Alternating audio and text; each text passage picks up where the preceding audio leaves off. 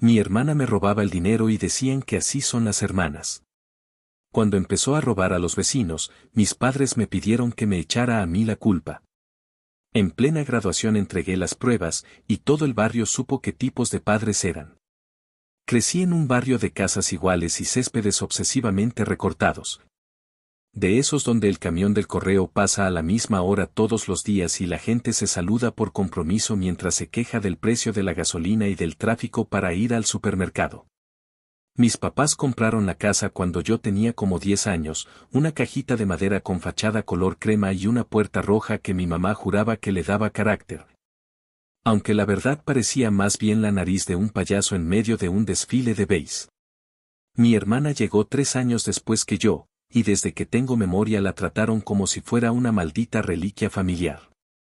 Yo, el mayor, el que lava los platos, el que saca la basura, el que aprende a no hacer ruido, ella, la intocable, la que rompe cosas sin querer y a la que hay que perdonarle todo porque así son las niñas. En esa casa, la balanza nunca estuvo derecha, y yo crecí haciendo equilibrio para no caerme con todo y resentimiento. El primer recuerdo claro que tengo de que algo andaba podrido fue una tarde de verano, de esas que se sienten eternas, con el calor pegándose como chicle. Yo había pasado la mañana cortando el pasto de la señora de la esquina, una viuda con un perrito histérico que me pagaba en efectivo y me daba limonada caliente pensando que estaba helada.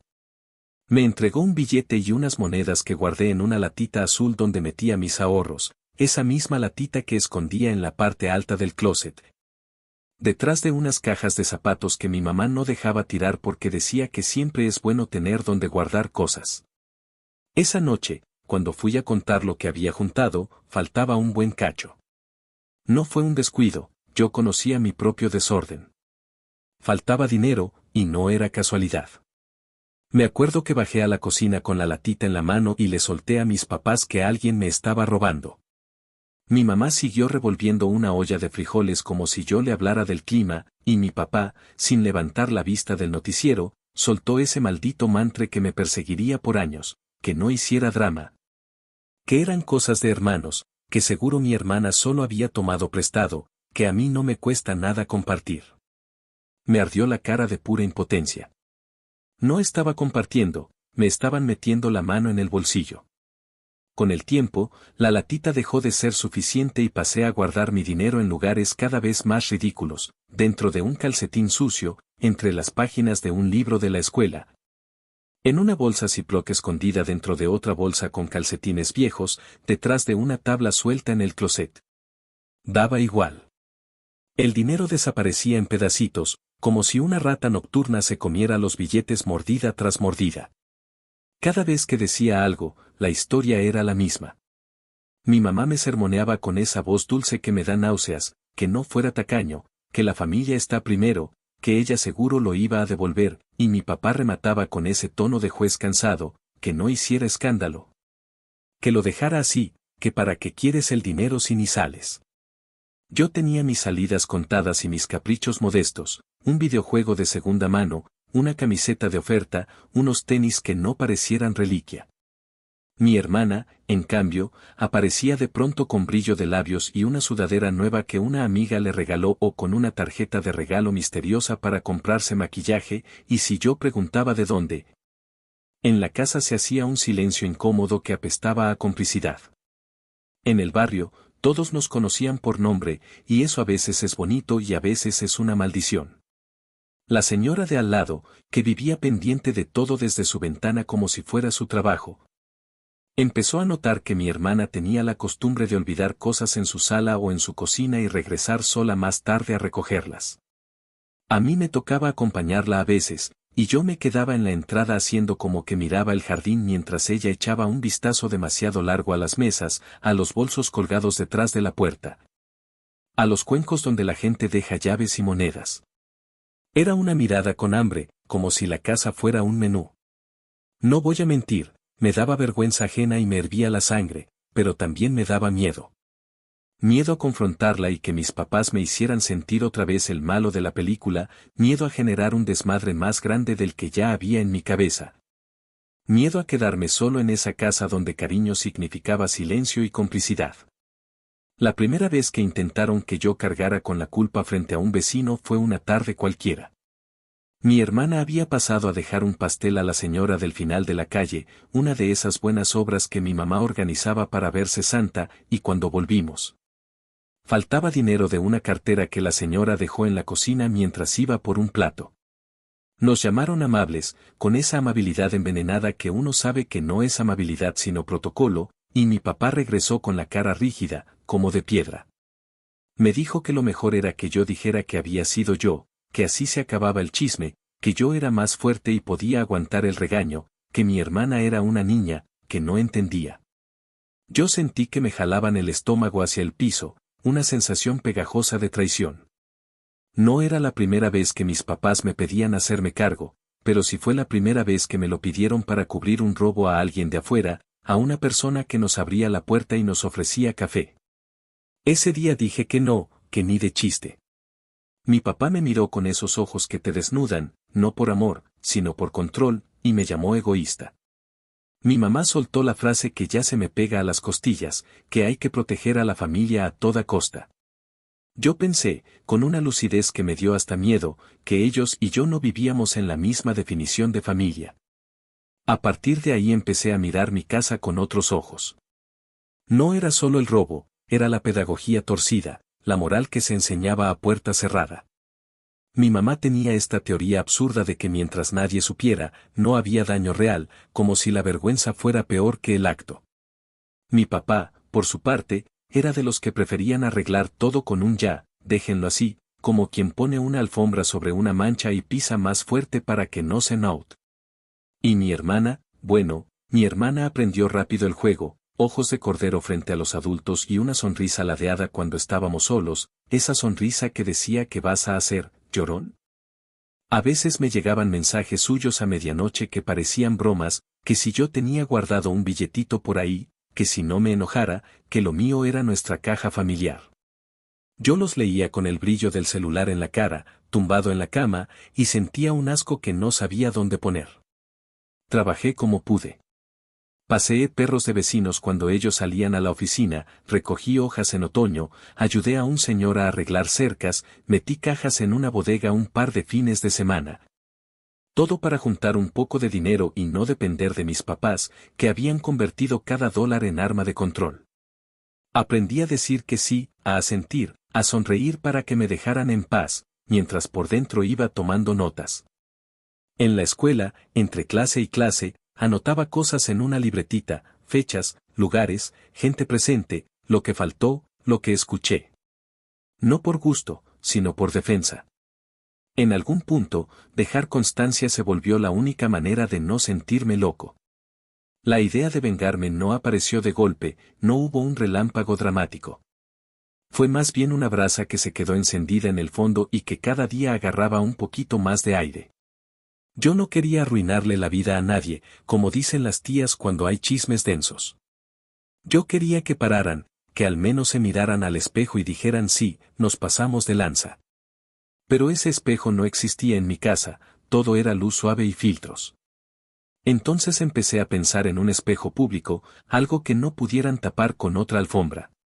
La graduación se perfiló sola en mi cabeza, como un escenario que ya estaba montado, gente del barrio, maestros, compañeros, familias completas sentadas en las gradas del gimnasio de la escuela, focos blancos.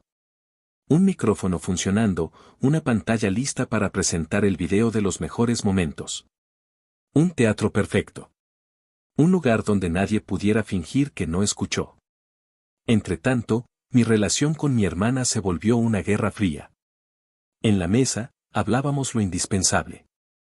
Si yo dejaba mi mochila en la sala, desaparecía un billete, y si yo me atrevía a levantar la voz, mi mamá me salía con ese no armes un circo que me hacía apretar la mandíbula hasta doler. Mi papá se cansaba rápido y remataba con que mi carácter era el problema, no los hechos.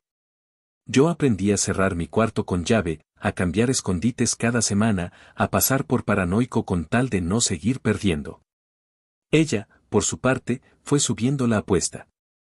No voy a entrar en detalles que no me corresponden, pero sé de primera mano que lo que empezó en mi closet pasó a otras casas, bolsos ajenos, cajones de cocina, esas bandejas donde la gente deja monedas sueltas y llaves.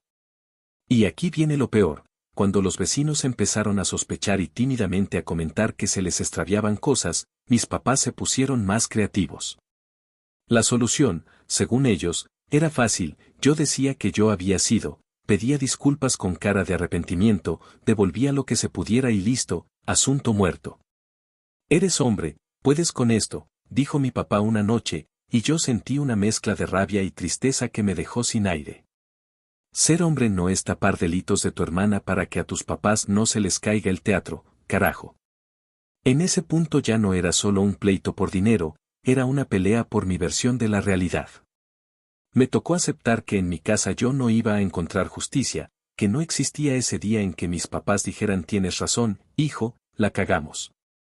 Así que empecé a organizarme con un cuidado que a veces me daba miedo, porque nadie quiere sentirse detective en su propia sala. Guardé mensajes, tomé fotos de cosas antes y después, anoté montos, horas, gente presente. No me enorgullece, pero a ese nivel habíamos llegado, o me cuidaba yo o me barrían debajo de la alfombra una vez más. Mis papás siguieron con su cantaleta de la familia perfecta el domingo en la iglesia y el martes en la reunión de vecinos, y yo, cada que sonreían para la cámara, pensaba en lo que escondían de puertas para adentro. No quería arruinarles la vida, repito, pero tampoco iba a dejar que siguieran jugando con la mía como si fuera una ficha intercambiable. Lo que quiero dejar claro en esta introducción es que no estoy escribiendo para buscar consuelo, ni para hacerme la víctima profesional, ni para armar show por deporte. Estoy escribiendo porque llegó un punto en el que ya no podía seguir tragando mierda y sonriendo para la foto. Hubo un día, exacto, en el que escuché a mi papá decir que, si hacía falta, él mismo hablaría con los vecinos y diría que yo tenía un problema con el dinero para salvarle la reputación a mi hermanita. Me lo dijo como quien ofrece un sacrificio noble, y yo sentí que me explotaba algo por dentro, una dignidad que llevaba años callada. Ese día supe que mi venganza iba a ser pública, limpia y sin gritos, una venganza que no necesitaría de mis puños ni de mis lágrimas, solo de la verdad puesta donde todos la pudieran ver. Y supe también que el escenario ya estaba reservado y que tenía fecha, la graduación, con sus sillas plegables, su maestro aburrido, sus mamás con flores, su música cursi, su discurso de futuro brillante. Si había un lugar para poner un espejo frente a todos, era ahí. Si había un día para dejar de ser el tapete de nadie, era ese. Todo lo que viene después, las pruebas que junté, las veces que intentaron doblarme, los vecinos que fingieron no ver y los que sí vieron, el plan para que no pudieran callarme en el micrófono. El momento exacto en el que la pantalla del gimnasio mostró lo que tenían que ver, lo voy a contar en las actualizaciones, porque cada paso merece contarse con calma. Pero esta es la raíz, una casa que prefería las apariencias a la verdad, una hermana que aprendió el deporte de robar con sonrisas, unos padres que me querían de chivo expiatorio, y yo, que me cansé de ser su alfombra. La historia empieza aquí, en este barrio bonito y falso, con una latita azul a medio llenar, y termina, ya lo verán, con todo el mundo enterándose del tipo de familia que éramos detrás de la puerta roja. Actualización 1. Pasaron varios meses después de aquella primera vez que me pidieron cargar con la culpa frente a una vecina, y lo que parecía un incidente aislado se convirtió en una bola de nieve que iba creciendo sin freno. El salto de tiempo se sintió extraño porque, en ese lapso, muchas cosas se acomodaron en mi cabeza, ya no era ese chavo confundido que pensaba que tal vez estaba exagerando, sino alguien que había aceptado que en esa casa yo no tenía protección, que si me descuidaba iban a terminar metiéndome delitos encima solo para mantener limpia la fachada familiar. Durante ese tiempo, la relación con los vecinos también fue cambiando. En un principio, nadie decía nada abiertamente, pero empezaban a notarse las miradas largas, los comentarios de pasillo, el que raro, se me perdió esto soltado casi al aire pero con la puntería dirigida hacia nosotros. Yo lo escuchaba y sentía un escalofrío, porque sabía perfectamente quién estaba detrás de esas pérdidas, pero también sabía que en cualquier momento intentarían poner mi nombre en la línea de fuego. La primera explosión seria sucedió una tarde en que mi hermana fue atrapada prácticamente con las manos en la masa. Había ido a la casa de una vecina que vivía al final de la calle, una señora mayor que siempre tenía un tazón con billetes pequeños y monedas en la cocina, porque decía que era más práctico tener ahí el cambio para pagar a quien le cortaba el césped o para darle propina al repartidor. Ese día, la señora regresó a la cocina y la encontró con el tazón en la mano. No había excusa posible, no había manera de disfrazar la escena, era clarísimo lo que estaba haciendo. Cuando la vecina la encaró, mi hermana tuvo la cara de decir que solo estaba curioseando y que no había agarrado nada, aunque el dinero estaba a medio camino entre el cuenco y su bolsillo. La señora, por respeto a mis papás, no armó escándalo, pero sí les habló directo, que su hija había intentado robarle, que no quería problemas, pero que esperaba que tomaran cartas en el asunto. Cuando mis papás llegaron a casa esa noche, me llamaron a la sala como si yo hubiera matado a alguien. Mi mamá estaba nerviosa, con esa sonrisa fingida que se le dibujaba cuando intentaba tapar algo feo. Mi papá tenía el ceño fruncido, el mismo que usaba cuando hablaba en serio. Me soltaron la bomba con la naturalidad de quien pide que saques la basura, que lo mejor era que yo dijera que había sido yo, que así el chisme no se expandía, que yo podía con el golpe, que era hombre y fuerte. Que mi hermana era solo una niña. Yo los miraba incrédulo, tratando de procesar que me pedían que me convirtiera en el ladrón oficial del barrio para salvar a la princesa. Me hervía la sangre, y lo único que atiné a decirles fue que no iba a hacerlo, que no iba a poner la cara por un robo que no había cometido. La reacción fue inmediata, mi papá me llamó egoísta de mierda, con un tono tan duro que me hizo sentir que no hablaba con un padre sino con un verdugo. Mi mamá me soltó esa letanía cansada de que la familia se protege pase lo que pase, que no entendía el sacrificio, que pensara en el futuro de mi hermana. Yo estaba sentado en el sillón, con el estómago hecho un nudo, y sentía que me estaban pidiendo que renunciara a mi dignidad a cambio de mantener intacta la fantasía de que vivíamos en un hogar decente. El resto de esa semana fue un infierno. Mis papás no me dirigían la palabra más allá de lo necesario, y cuando lo hacían, era para lanzarme comentarios venenosos, que yo no servía para hermano, que no sabía lo que era el amor familiar. Que con mi actitud arruinaba todo. En la mesa, el silencio pesaba como plomo. Mi hermana, en cambio, se mostraba relajada, incluso burlona. Tenía la osadía de mirarme con una sonrisa torcida, como si me dijera que al final siempre iba a salirse con la suya porque tenía a mis padres de su lado. Una noche, cuando subí a mi cuarto, me encontré un mensaje suyo en el celular: gracias por cubrirme, hermanito. Sé que al final lo harás, porque siempre termina cediendo. Lo leí una y otra vez, con una rabia que me hizo temblar las manos. No respondí, pero en ese momento confirmé lo que ya sospechaba: no solo robaba, sino que lo disfrutaba, que lo veía como un juego, y que yo era el blanco favorito de sus burlas. Lo que más me dolió no fue que intentaran manipularme, sino la certeza de que para mis papás era más importante la reputación que la justicia.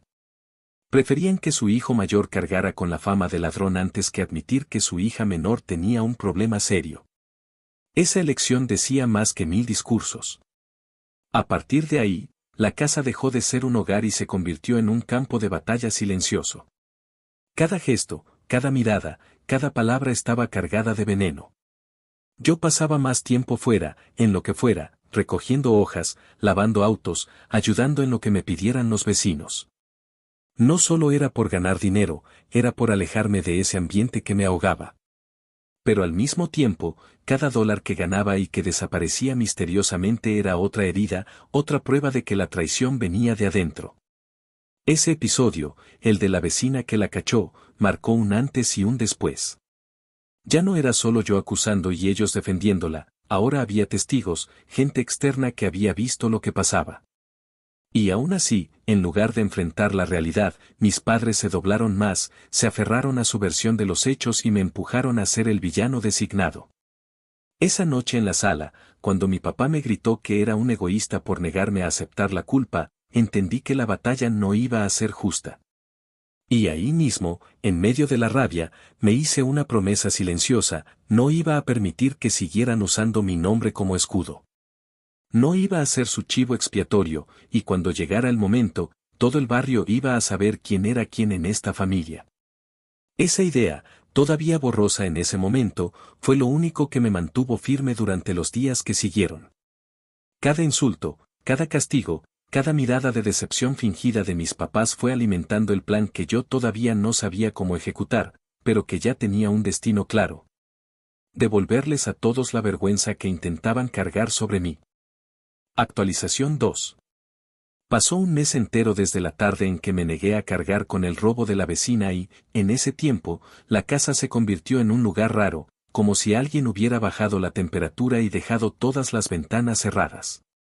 Mis papás no gritaban todo el día, pero el silencio era igual de agresivo. Esa fue la primera consecuencia, el castigo flotando en el aire, ese tipo de castigo que no necesita nombre porque te lo recuerdan con cada mirada. Un domingo por la mañana, mi papá me llamó al garaje y me pidió las llaves del carro que me había regalado mi tío. Dijo que mientras yo no colaborara, no tenía sentido que anduviera por ahí haciendo mi vida. Yo sentí el golpe en el pecho. Ese carro no era un lujo, era la forma de moverme a los trabajitos del barrio, de ir a la biblioteca sin pedir favores, de no depender de nadie. Intenté decirle que no podía quitármelo porque era un regalo de mi tío, no de ellos, y él contestó que el seguro lo pagaban en casa y que, mientras yo viviera bajo ese techo, se hacía lo que ellos decían. Me arrebató las llaves con una calma que me puso los pelos de punta y las guardó en un cajón del escritorio como si estuviera guardando un cuchillo. Dijo que era por mi bien, que dejar de proteger a la familia tenía consecuencias. Yo pensé, con una rabia quieta, que proteger a la familia no significaba convertirme en su maldito pararrayos. El segundo golpe vino disfrazado de preocupación. Mi mamá decidió que mi teléfono debía quedarse cada noche en la cocina, para dormir mejor y no estar pegado a la pantalla. Traducido a su idioma, quería revisar mis mensajes para confirmar que no estaba hablando pestes de mi hermana con nadie. La primera noche que lo dejé, a regañadientes, me fui al cuarto sabiendo que iban a hurgar. Al día siguiente, el teléfono estaba acomodado en otro ángulo. No fue una paranoia, yo sé exactamente cómo dejo mis cosas. Entendí el mensaje, en esa casa, mi privacidad valía menos que un chisme bien maquillado. Aún así, me tragué el orgullo, porque patalear solo me iba a cerrar más puertas. Yo necesitaba espacio para trabajar en silencio. Lo que tenía que construir no era otra pelea, era un expediente. Durante ese mes, dejé de guardar dinero suelto. Empecé a dividir lo que ganaba en sobres de papel con fechas escritas a mano, todo con letra clara y sin números, porque no quería ver ninguna cifra que me prendiera la sangre de golpe. Escribir $50 a mano me obligaba a mirarlo con calma. Guardaba un sobre en mi mochila, otro en una caja de cereal vacía, otro en un libro viejo. Y aún así, de vez en cuando, un sobre aparecía más delgado. No hacía falta ser detective para entender por dónde se estaba yendo.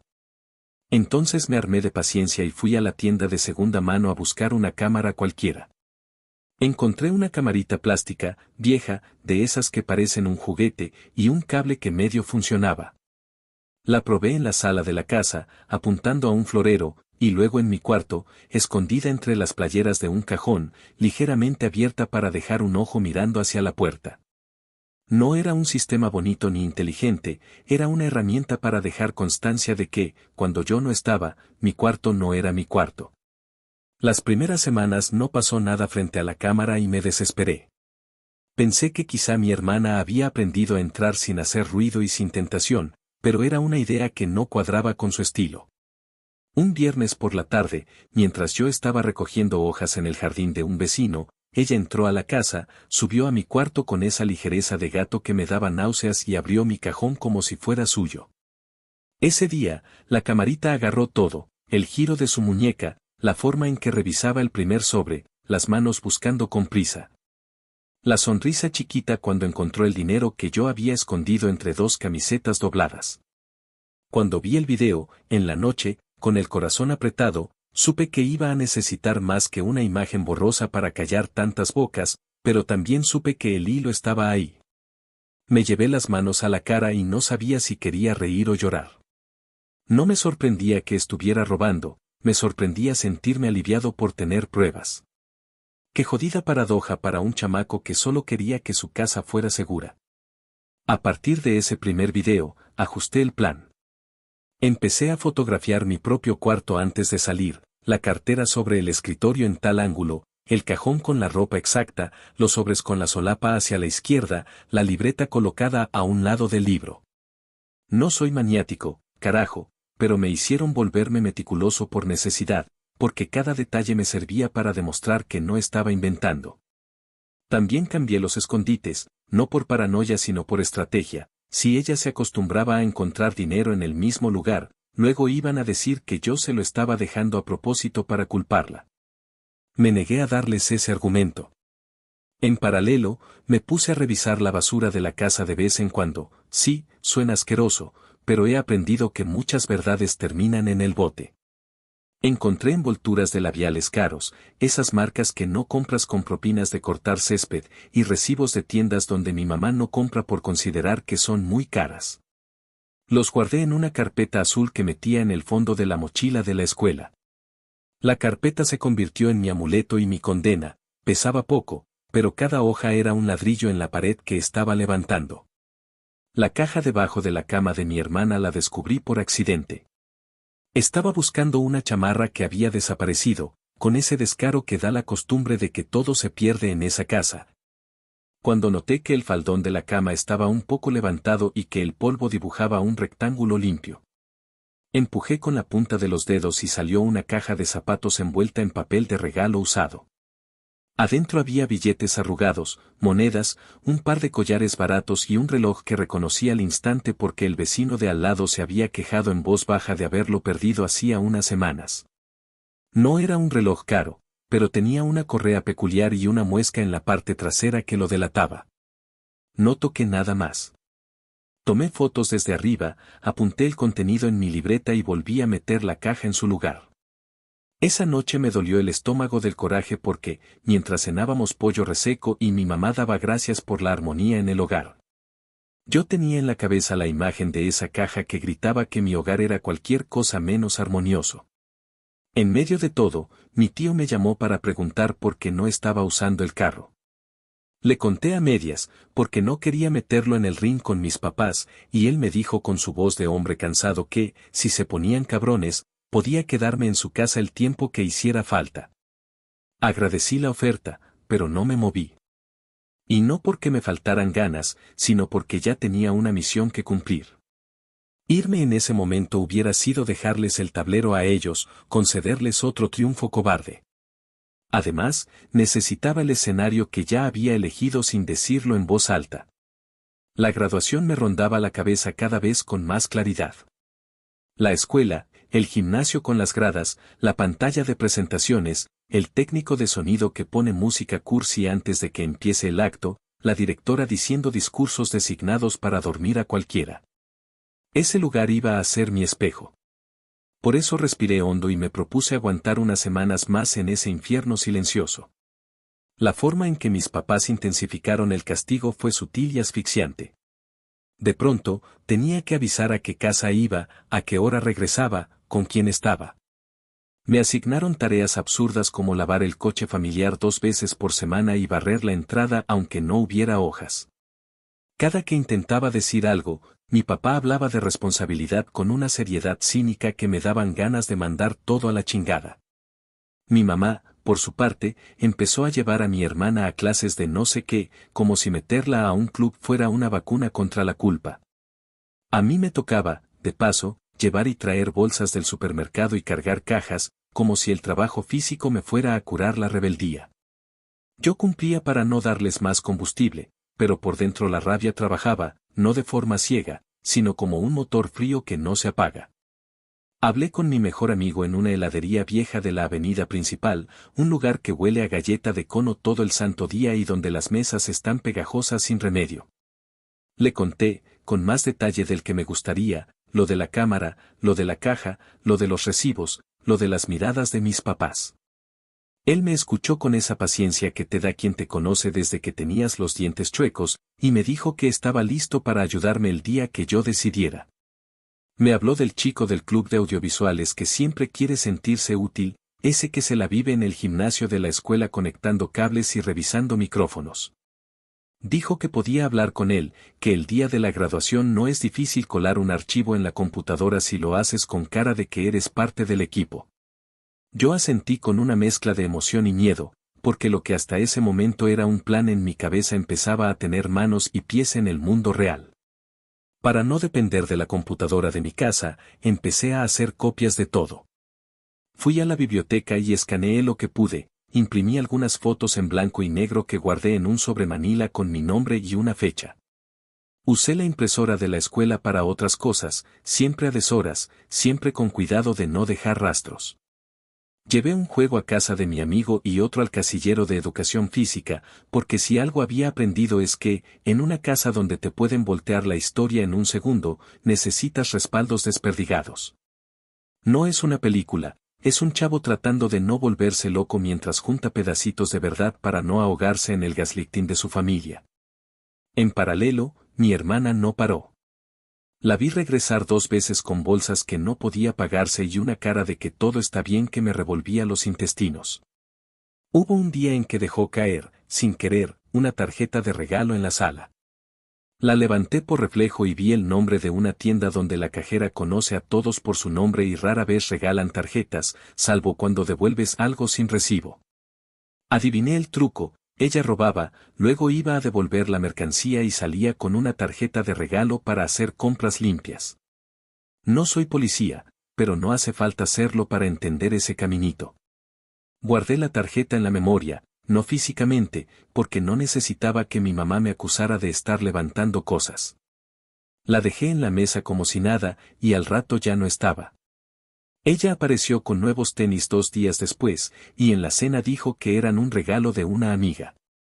Yo apreté la mandíbula y conté hasta donde pude. A finales de ese mes maldito, tenía 3 videos distintos donde se le veía entrar a mi cuarto y revisar mis cosas con esa seguridad asquerosa, tenía fotos de la caja de zapatos bajo su cama con el reloj del vecino. Tenía recibos y envolturas que no cuadraban con la economía real de mi casa, y tenía mensajes suyos burlándose, esos mensajes a medianoche donde me decía que al final yo terminaría cediendo porque siempre cedía. La acumulación no me hacía sentir más feliz, me hacía sentir más triste, porque me confirmaba que no era un malentendido, que no era un tropiezo, que era un hábito sostenido por 2 adultos que preferían callar antes que educar. Cada prueba me dolía, pero también me daba una calma rara, como si con cada hoja yo recuperara 1 milímetro de mi nombre. Ese fue el cierre de esa segunda etapa, el castigo en casa creciendo como moho, mi hermana en modo intocable acumulando chingaderas, y yo construyendo, en silencio, una pared de evidencias que nadie pudiera patear sin romperse el pie. Y en el horizonte, como un letrero encendido, la fecha de la graduación acercándose con paso lento pero firme. Yo no iba a llegar a ese día con un berrinche, iba a llegar con un expediente. Cuando pienso en ese mes, recuerdo el olor a cloro del garaje donde me quitaron las llaves, el zumbido tonto de la camarita escondida entre mis camisetas. El sabor empalagoso de la heladería donde por fin dije en voz alta lo que iba a hacer, y la certeza de que el teatro de la familia perfecta iba a desmoronarse en el lugar y el momento adecuados. No por venganza vacía, sino porque alguien tenía que decir en voz alta que en esa casa la lealtad se había confundido con complicidad, y ya estaba bien de tragar mierda en silencio. Actualización 3. Pasaron 3 meses desde aquel mes en el que descubrí la caja de zapatos debajo de la cama de mi hermana y logré grabar las primeras pruebas con la camarita vieja. Ese salto de tiempo fue como atravesar un túnel, cada día me levantaba con el peso de los insultos, las tareas absurdas y la hostilidad de mis papás. Pero cada noche me acostaba con más material guardado y una sensación cada vez más clara de que estaba construyendo algo que no podían barrer debajo de la alfombra. Lo curioso es que, por fuera, todo parecía más o menos normal. Mis papás seguían saludando a los vecinos como si nada, mi mamá horneaba pasteles para reuniones de la iglesia y mi papá presumía en el trabajo que su hijo mayor estaba por graduarse. Esa doble vida era asfixiante. Yo miraba las sonrisas que ponían en público y pensaba en la noche en que me dijeron que, si era necesario, iban a decir que yo tenía problemas con el dinero. Esa frase me carcomía por dentro y me empujaba a no rendirme. En esos 3 meses, mi rutina fue un equilibrio entre cumplir con las exigencias de la casa y continuar acumulando pruebas. Cada vez que mi hermana entraba a mi cuarto y la cámara lo captaba, yo sacaba una copia y la guardaba en un nuevo escondite. Llené una memoria USB, luego otra, y finalmente me hice de un disco portátil que guardaba en el casillero del gimnasio, bajo una toalla vieja con olor a cloro. Aprendí a comportarme como si no supiera nada, porque lo último que quería era alertarlos. En la mesa, mientras mi papá se quejaba del precio de la gasolina y mi mamá hablaba de lo cara que estaba la carne, yo asentía y comía en silencio, con la mente en otra parte. A veces sentía que me estaba volviendo dos personas, el hijo obediente que barría la entrada y sonreía de compromiso, y el cabrón paciente que estaba preparando el momento exacto en el que todo se derrumbaría. La relación con mi hermana se volvió todavía más venenosa. Ella se dio cuenta de que yo había dejado de reaccionar a sus provocaciones, y eso la sacaba de quicio. Intentaba joderme con frases sutiles, como cuando se reía bajito y decía que pronto tendría su propio coche mientras mis llaves seguían guardadas en el escritorio de mi papá. Yo no mordía el anzuelo. Lo único que hacía era observarla, con una calma que cegaramente la confundía. Y no es que no me doliera. Claro que me dolía verla pavonearse por la casa con tenis nuevos o maquillaje caro comprado con dinero que no era suyo. Pero cada vez que la veía burlarse, me repetía que el escenario ya estaba reservado, el gimnasio de la escuela, las gradas llenas, la pantalla gigante. Ese pensamiento era como un analgésico contra la impotencia. En la escuela, mientras tanto, empecé a planear los detalles finos.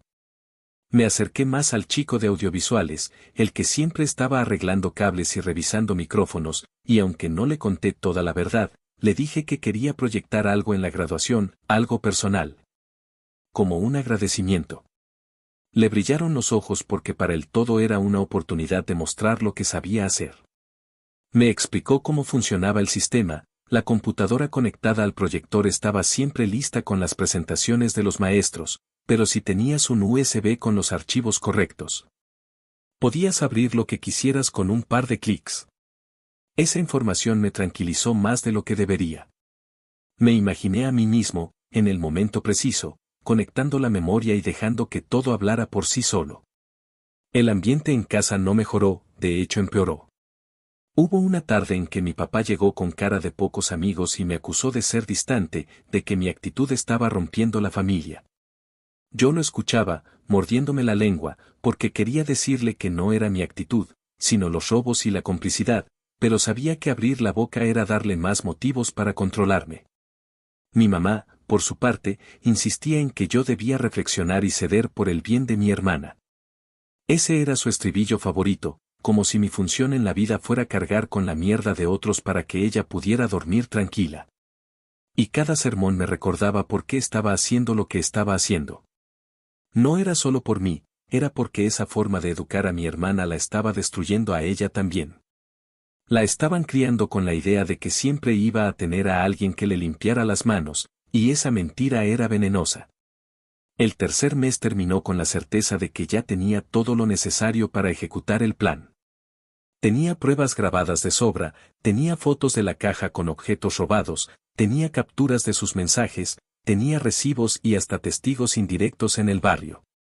Pero sobre todo tenía la determinación. Esa calma rara que se instala cuando ya no queda nada que perder. Una noche, mientras escuchaba a mis papás discutir en la cocina sobre si iban a cambiar el coche familiar, yo estaba en mi cuarto revisando por enésima vez el contenido de la memoria USB. Lo ordené en carpetas, videos, fotos, capturas de pantalla, recibos. Le puse nombres claros, sin tecnicismos, para que cualquiera entendiera lo que estaba viendo. Me aseguré de que el archivo principal fuera un video editado, una secuencia simple con pruebas directas y fechas. No era bonito, no era cinematográfico, pero era claro. Y la claridad era mi arma. Ese periodo me dejó cicatrices invisibles. Empecé a dormir con la mochila al lado de la cama, como si fuera un salvavidas. Me acostumbré a desconfiar de cada movimiento en la casa, de cada puerta que se abría, de cada silencio incómodo. Pero también me dio algo que nunca había tenido, el control de mi propia narrativa. Ya no era el hijo que se quejaba y al que callaban con frases de cajón. Ahora era alguien que, con paciencia y estrategia, estaba construyendo el momento en el que iba a dejar a todos sin palabras. Y eso me dio una calma que no había sentido en años. Ese tercer mes cerró con un detalle pequeño pero simbólico. Encontré en la mochila de mi hermana un collar que pertenecía a la hija de la señora de la esquina. No lo toqué, no hice drama, no le dije nada a nadie. Solo lo miré, lo memoricé y me repetí que no faltaba mucho para que todas esas piezas estuvieran en la mesa, a la vista de todos. Y por primera vez en mucho tiempo, me dormí con una sonrisa. No porque me alegrara lo que había pasado, sino porque sabía que el reloj estaba corriendo a mi favor. Actualización 4. Habían pasado algunos meses desde la heladería pegajosa donde le conté a mi amigo lo del plan, y el día de la graduación llegó como llegan las tormentas, anunciado. Inevitable y con ese olor raro en el aire que te dice que algo se va a romper. Me desperté antes de que sonara la alarma, con el cuerpo tenso y la mente haciendo inventario. Revisé la mochila por enésima vez, la memoria con el video principal, la otra memoria gemela por si acaso, un par de copias impresas en un sobremanila por si alguien decidía cortar la luz o desconectar el proyector. Y un cuaderno con una lista simple para no confiarme a mi memoria traicionera. Todo estaba escrito sin números, con letras claras como me prometí, porque necesitaba que, si alguien más tocaba ese material, lo entendiera sin vueltas. Me vestí con la ridiculez reglamentaria de camisa blanca, pantalón oscuro y zapatos que me apretaban el dedo gordo, y bajé a la cocina a desayunar con el estómago encogido. Mi mamá colocó un plato con huevos resecos y habló de lo orgullosa que estaba, y mi papá hizo su discurso de padre modelo sobre el primer hijo que se gradúa y la familia unida. Fue una escena de postal falsa. Yo asentía y tragaba, sintiendo como el teatro me salpicaba por todas partes. Mi hermana entró tarde, con esa cara de que el mundo le queda chico, y me soltó un no hagas ninguna tontería disfrazado de chiste. Le contesté con una sonrisa que no era sonrisa, una mueca de quien ya no tiene miedo. El gimnasio de la escuela olía a barniz viejo y desinfectante barato. Las gradas estaban llenas de mamás con flores, papás con cámaras, abuelos con suéteres de colores tristes, niños aburridos masticando chicle. En una esquina, el club de audiovisuales se movía como hormigas, subiendo volumen, bajando luces, probando el proyector. Mi amigo me hizo señas desde abajo y yo me acerqué con la calma que se practica cuando por dentro todo es un tambor. Intercambiamos dos frases que sabía de memoria desde hacía semanas. Él me preguntó si traía eso, yo le dije que sí, y él me respondió que el chico de audiovisuales ya estaba avisado. El plan era sencillo porque la sencillez es lo único que aguanta los nervios. Durante la famosa proyección de momentos del año, ese collage cursi que cada generación cree original. Se iba a colar mi archivo con nombre de agradecimiento. Nada de piruetas. Un archivo más en la carpeta correcta, abierto en el minuto correcto. Si alguien intentaba pararlo, ya habría corrido lo suficiente como para que el gimnasio entero entendiera de qué iba la cosa. Las primeras horas fueron una ceremonia de bostezos, discursos calcados sobre el futuro brillante, el esfuerzo, la resiliencia, el país de las oportunidades. Cháchara que rebota en las paredes de un gimnasio como si alguien le hubiera quitado el significado. Llamaron a los alumnos por nombre y yo caminé hasta el escenario con las manos sudadas, pero la cabeza fría. Sentí el diploma crujirme en los dedos y apreté la mandíbula para no soltar una carcajada amarga cuando el director me dijo al oído que yo era un orgullo para la institución. Me paré en la orilla un segundo más de lo reglamentario y, con la voz normal de quien pide una servilleta, le pedí el micrófono a la maestra encargada de los nombres. Le dije que quería dar las gracias.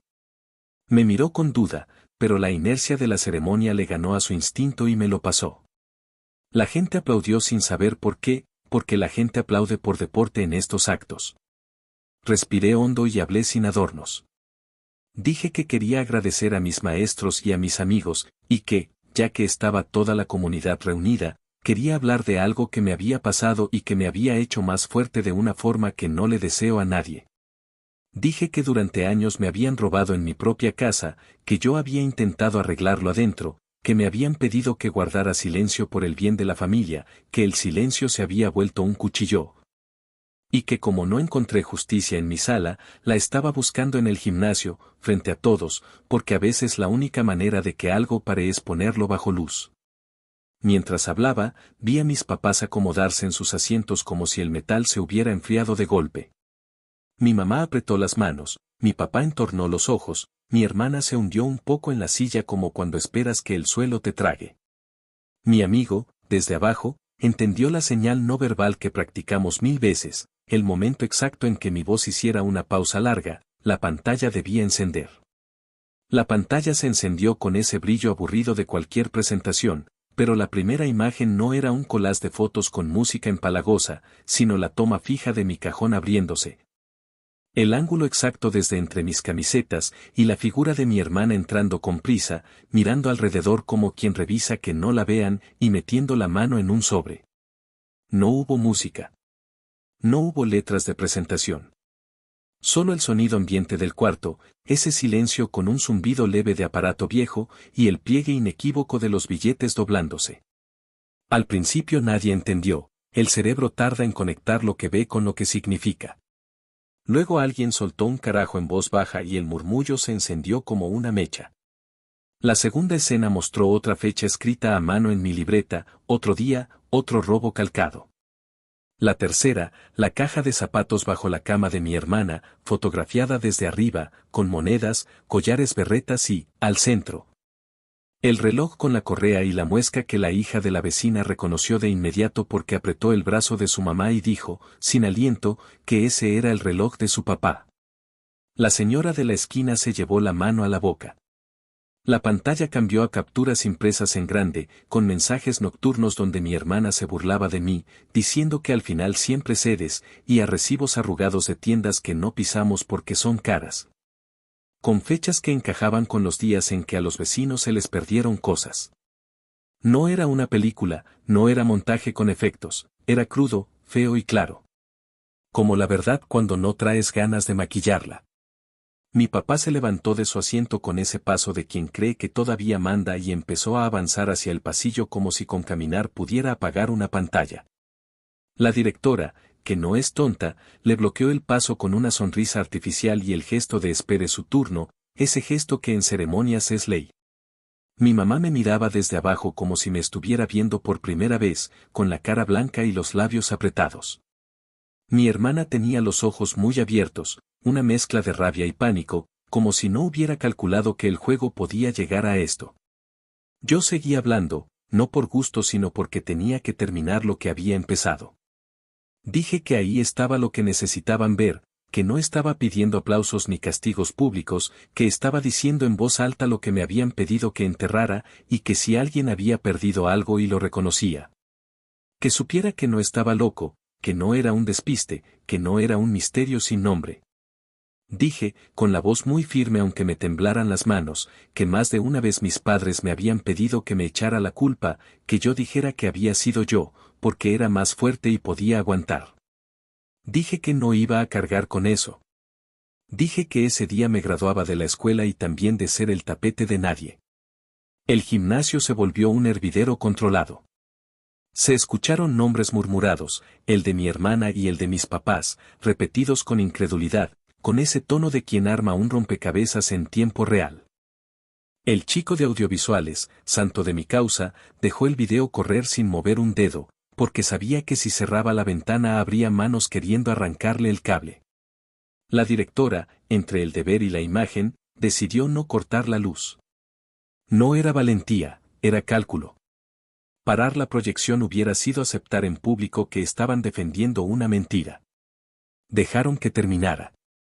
La última imagen fue la cámara del pasillo de casa, la puerta de mi cuarto abierta, mi hermana saliendo con el sobredoblado en la mano y guardándolo en la sudadera como quien se guarda un chicle. La pantalla se apagó y quedó el silencio incómodo de los segundos que tardan los cerebros en regresar a sus cuerpos.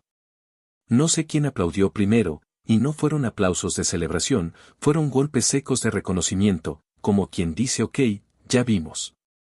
Después del primer golpe de manos vinieron las voces.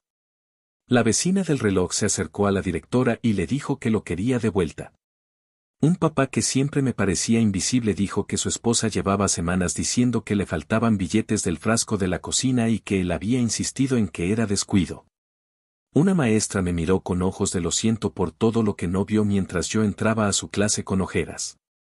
Y en medio de ese coro áspero, mi papá intentó recuperar el control con una frase de manual, dijo que todo se podía explicar, que yo estaba confundido, que las cosas no son así. Yo lo miré desde el escenario con una mezcla de tristeza y rabia vieja y le contesté con calma, hablando hacia el micrófono para que no hubiera dudas, que no había confusión, que había pruebas.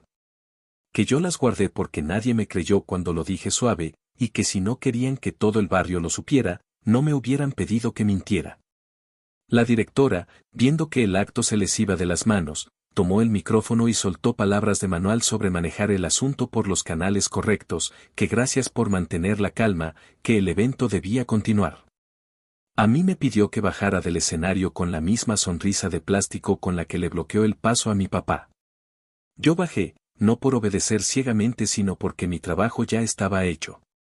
El archivo se había mostrado, las caras se habían visto en tamaño pantalla, las piezas estaban donde tenían que estar. Mi amigo me tocó el hombro al pasar y me susurró que estaba conmigo, y esa frase simple me sostuvo más que cualquier discurso. El resto de la ceremonia fue un simulacro. Los diplomas siguieron, las fotos continuaron, pero la gente ya no estaba en el presente, estaban revisando mentalmente monederos, cajones, noches, visitas. Frases que antes le sonaron a niña curiosa y ahora olían a robo. Mis papás no aplaudieron más. Mi mamá lloraba sin ruido, no por vergüenza propia sino por el espectáculo de su fachada hecha pedazos. Mi papá mascaba aire, mirando a la directora como si en ella estuviera la solución de un problema que él mismo alimentó. Mi hermana intentó levantarse a mitad de todo, pero la maestra de al lado, con esa cortesía firme que aprenden los adultos que lidian con adolescentes, le pidió que esperara, que no hiciera más escándalo. Su cara ardía. Yo sentí un segundo de compasión, no por la ladrona sino por la niña que mis padres deformaron con tantos permisos. Se me pasó rápido cuando recordé los mensajes burlones de madrugada y los sobres vaciados. Cuando por fin declararon terminado el acto, el gimnasio se partió en islitas de conversaciones. Hubo quien se me acercó a agradecerme por decir en público lo que nadie quiere decir, hubo quien guardó silencio porque las palabras sobran cuando la verdad te salpica de cerca. Un vecino se acercó con cuidado, con la delicadeza de quien pisa vidrio, y me dijo que si necesitaba algo, que contara con él. No me vendió heroísmo, me ofreció una mirada limpia, y eso, en ese momento, valía oro. La directora sugirió que mis papás y yo habláramos en su oficina. Mis papás dijeron que sí con la cabeza, como quien va a una cita con el dentista después de años de no abrir la boca. Yo dije que no tenía nada más que hablar ahí, que todo lo importante ya estaba dicho, que lo que siguiera lo veríamos fuera del gimnasio, con calma y sin micrófono. No fue un desplante, fue autoprotección. En esa oficina lo único que iba a pasar era la máquina de excusas echando humo. Salí del gimnasio con el diploma metido al azar en la mochila y el cuerpo liviano por primera vez en mucho tiempo. El aire de fuera olía a césped mojado y gasolina, una mezcla tan gringa como cualquier ceremonia escolar.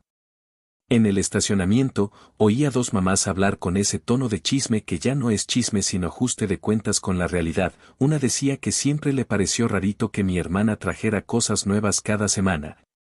La otra contestó que no quiso pensar mal porque es feo pensar mal de los vecinos. Las dejé hablar. Esa era la parte de la venganza que no necesita que yo la empuje, se mueve sola, a su ritmo, con la inercia de lo evidente. En casa, esa tarde, el silencio fue distinto. Ya no había silencio agresivo de castigo ni silencio prudente de fachada, era un silencio roto, de platos que ya no se pegan con pegamento barato. Mi papá intentó empezar con un regaño, mi mamá con un llanto, mi hermana con un insulto. Yo levanté la mano y dije, sin subir la voz, que no iba a discutir, que no iba a dejar que me llevaran a su terreno otra vez, que tenía donde quedarme si se ponían pendejos, que el reloj ya no marcaba sus tiempos. Les dije que a partir de ese día no iba a dormir con la puerta sin seguro, que no iba a dejar un solo dólar expuesto, que no iba a jugar a la familia perfecta para la foto del domingo. Les dije que si querían arreglar algo, empezaran por aceptar lo que vieron cientos de ojos. Nadie contestó. Nos quedamos así, ellos sentados, yo de pie, con la puerta roja atrás de mí como recuerdo de que por años la fachada fue más importante que lo que pasaba adentro. Luego subí a mi cuarto, cerré con llave, me dejé caer en la cama y, por primera vez en años, respiré sin sentir que tenía una mano apretándome el cuello. La venganza no fue gritar ni romper nada. Fue poner la verdad en una pantalla donde no podían apagarla sin que todos se dieran cuenta. Y esa simpleza, tan obvia y tan cabrona, fue suficiente para que todo el barrio supiera qué clase de papás tenía y qué clase de juego jugaban en esa casa. Actualización final. Había pasado un mes desde la graduación y, aunque en teoría la vida del barrio siguió igual, en la práctica nada volvió a ser lo mismo. Ese salto de tiempo me sirvió para procesar todo lo que había pasado y también para darme cuenta de que la venganza no siempre es un grito. A veces es un eco que se queda rebotando en las paredes de las casas y en las conversaciones de las cocinas. El barrio, ese mismo que antes nos veía como la familia normal de la Puerta Roja, ahora nos veía con otros ojos. No hacía falta que nadie me lo dijera directamente, se notaba en los saludos más cortos, en los comentarios entrecortados, en las miradas largas hacia mi hermana cuando pasaba por el parque con su sudadera nueva. Los vecinos ya no podían fingir que no sabían.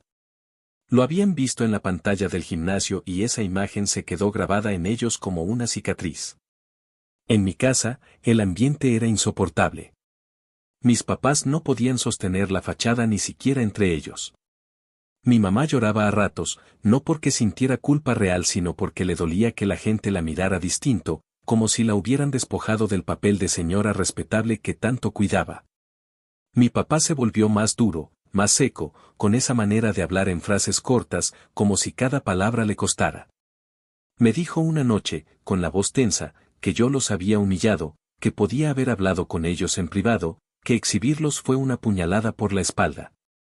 Yo lo miré y no le contesté nada, porque ya no valía la pena repetir lo obvio, que en privado ya lo había dicho 1000 veces, que en privado nunca me escucharon, que en privado me querían convertir en el culpable oficial.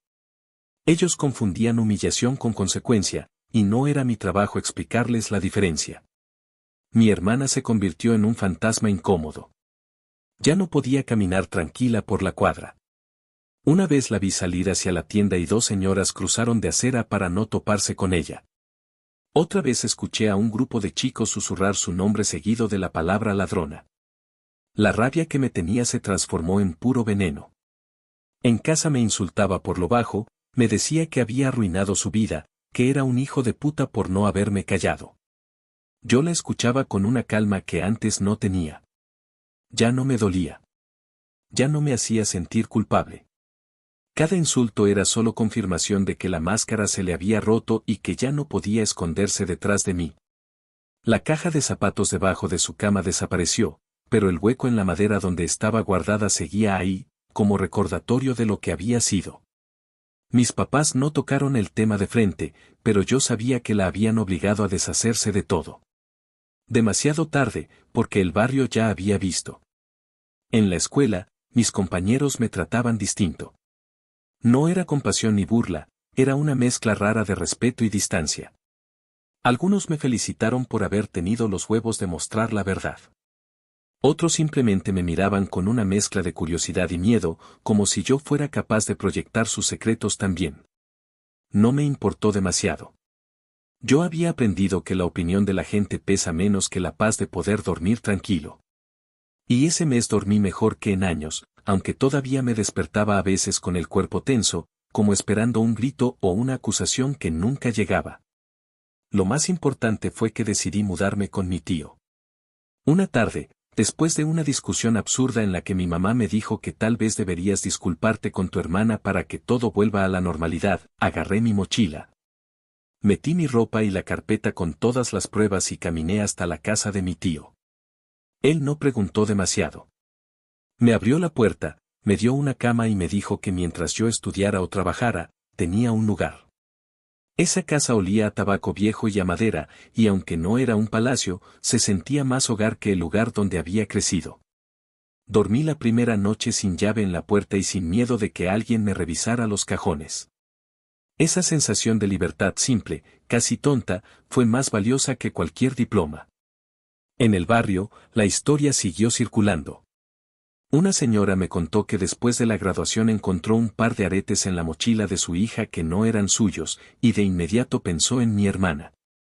No necesitó pruebas, la asociación ya estaba hecha. Un vecino vino a pedirme si podía pasarle las fotos del reloj, porque quería llevarlas a la policía para dejar constancia de que no se lo había imaginado. Yo no sé si realmente lo hizo, pero la simple idea de que la palabra policía empezara a rondar ya era suficiente castigo para mis papás, que vivían obsesionados con lo que dirían los demás. Esa era la ironía, por querer mantener la fachada limpia, terminaron más manchados de lo que jamás imaginaron. En cuanto a mí, encontré trabajo con mi tío en su pequeño negocio. Nada glamuroso, cargar cajas, limpiar estantes, acomodar herramientas, pero era dinero limpio y, sobre todo, era libertad. Cada billete ganado se sentía distinto porque no había riesgo de que desapareciera en la noche. Abrí una cuenta en el banco a mi nombre y, por primera vez, vi crecer mis ahorros sin sentir que alguien me los iba a arrancar. Mis papás me llamaron varias veces, a veces para insultarme, a veces para suplicar que volviera a casa, siempre con ese tono manipulador que ya conocía de memoria. Dejé de contestar después de la tercera llamada. Les mandé un mensaje corto, escrito con calma, que ya no tenía nada que hablar con ellos, que el día de la graduación fue la última vez que me dejaron claro qué tipo de padres eran, y que, aunque me doliera, no pensaba volver a ser parte de su teatro. Nunca respondieron a ese mensaje. Desde entonces, el silencio se volvió definitivo. Mi hermana siguió en la casa, atrapada en la burbuja que mis padres le habían construido, pero sin el blindaje que antes tenía. Ya no podía pedirle a nadie que cargara con sus culpas. Y aunque su vida se volvió más difícil, aunque la vi llorar un par de veces en el porche mientras nadie más la miraba, no sentí lástima. La lástima se me había agotado hacía mucho. Lo único que sentí fue una certeza, cada quien carga con lo que construye, y ella había construido esa reputación con sus propias manos, robando billetes y relojes que no le pertenecían. Ese mes de distancia me enseñó que la venganza no es siempre un estallido, a veces es el eco constante de una verdad que ya no se puede tapar. No tuve que gritar más, no tuve que seguir discutiendo. Solo tuve que dejar que las pruebas hablaran una vez, y después el barrio se encargó de repetirlo como coro. Mis papás podían seguir creyendo que yo los traicioné, pero lo cierto es que lo único que hice fue devolverles el espejo que tanto habían evitado. Y ese espejo no se rompe con insultos ni con llanto. Hoy sigo trabajando con mi tío y planeo irme a otra ciudad en cuanto junte lo suficiente. No quiero quedarme en un lugar donde cada esquina me recuerda la mierda que tuve que tragar. Pero tampoco me voy con la cabeza baja.